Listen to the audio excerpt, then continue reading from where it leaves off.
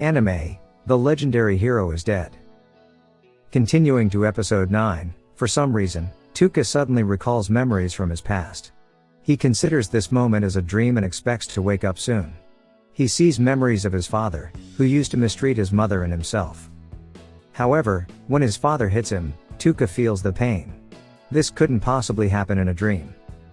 After exploring further, Tuka becomes convinced that he is truly experiencing the past, and he is currently in Elvania.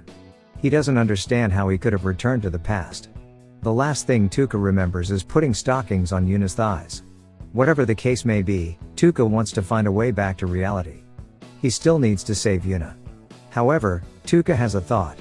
If he is in the past, then there are 10 years before Yuna gets affected by the magic alteration. It's better to think of a plan to prevent it from happening now. Even though Tuka says so, he immediately searches for a woman and puts stockings on her legs.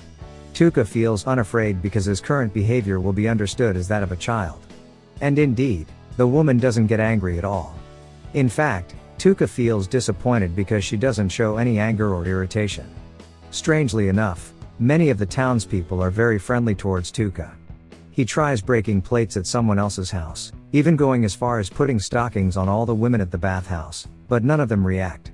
Tuka realizes that his parents' behavior is identical to before, unlike most of the other townspeople.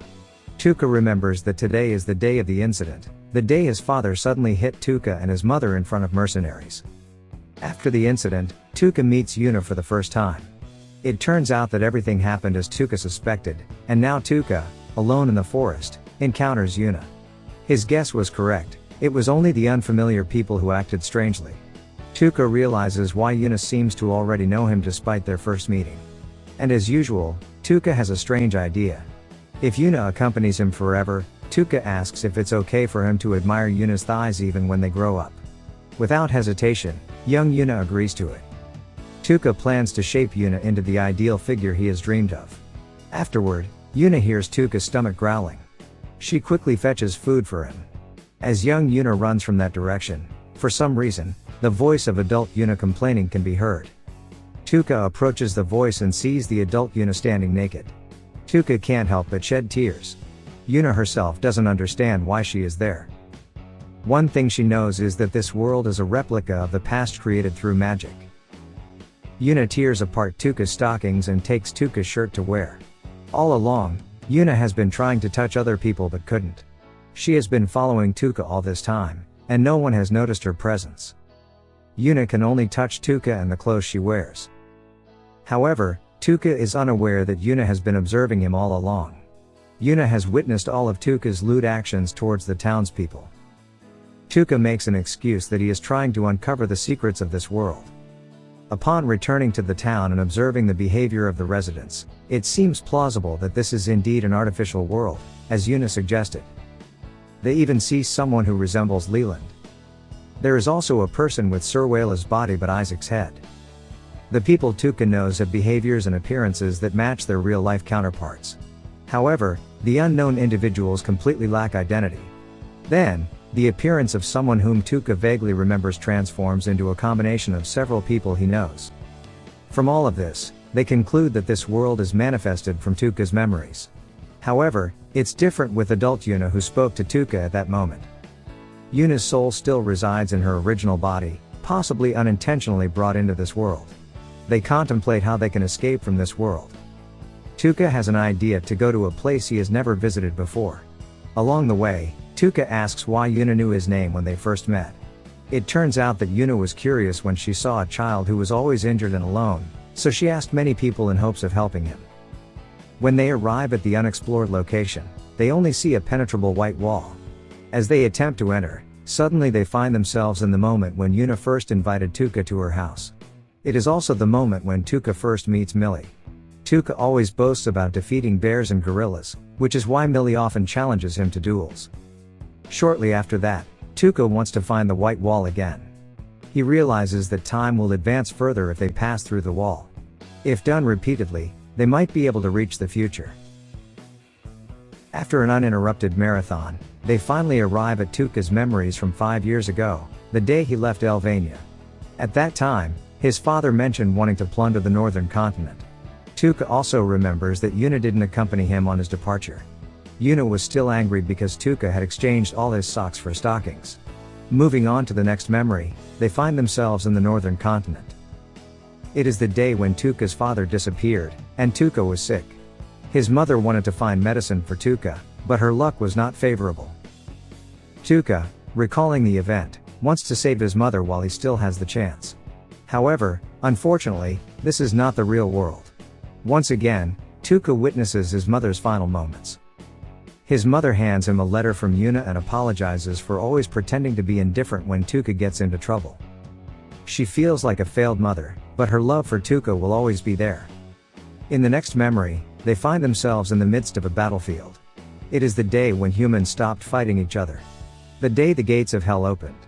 Tuka had witnessed it firsthand with his own eyes. After that, they arrive at another memory. However, Tuka says that nothing happened on that day. Yuna doesn't believe Tuka's words because every time they enter a different memory, there must be an important event on that day. Moreover, on that day, Tuka was seriously injured. Tuka reveals that he was attacked by demons on that day. Yuna had no idea that Tuka had suffered like this. When Tuka returns home, he even blames Yuna for leaving. Yuna feels guilty, wondering why Tuka never told her about this.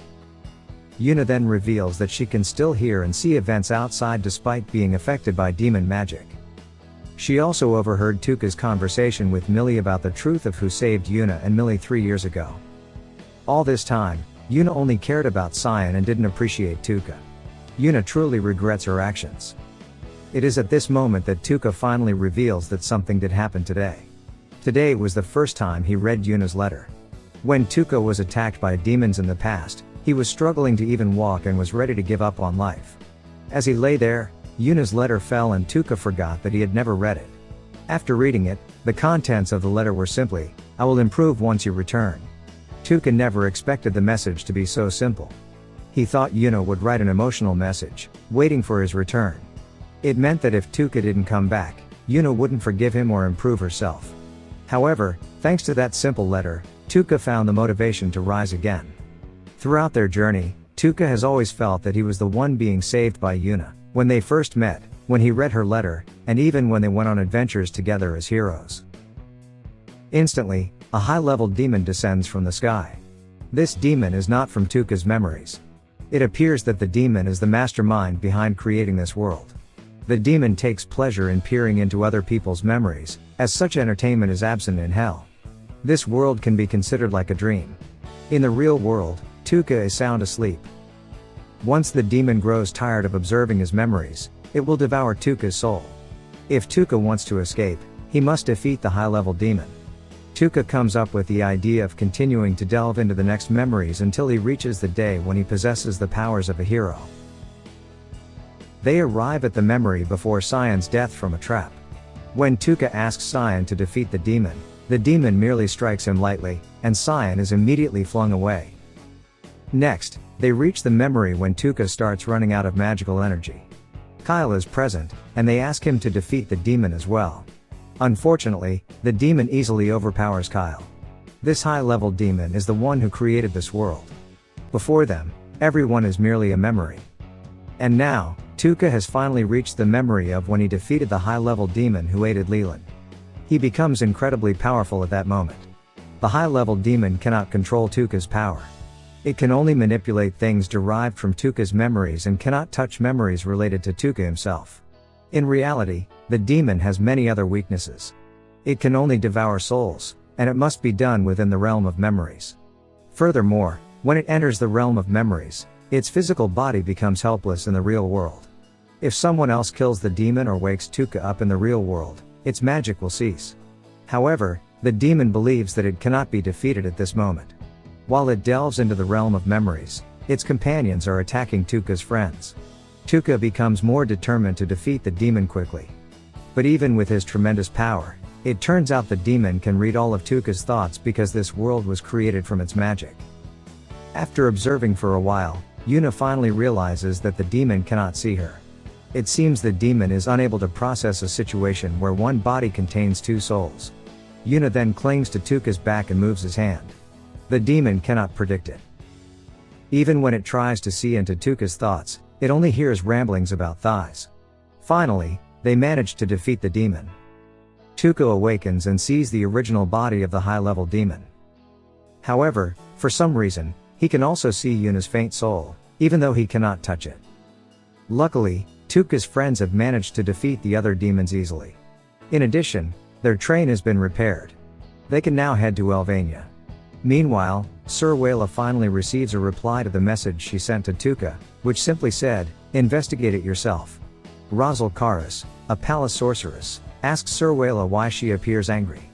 Sir Wayla explains her reasons. It turns out that Razel was the one who witnessed the soul light when the hero defeated the demon controlled by a necromancer. From the beginning, Razel took matters into her own hands. She sent her Magic Knight Brigade to investigate it. She believes that they have already discovered the enemy's headquarters. And so, the clock shows only 14 hours remaining before the townspeople and Yuna transform into demons. This is the end of episode 9. Thank you so much for watching. Don't forget to subscribe so you won't miss part 10 of this series recap.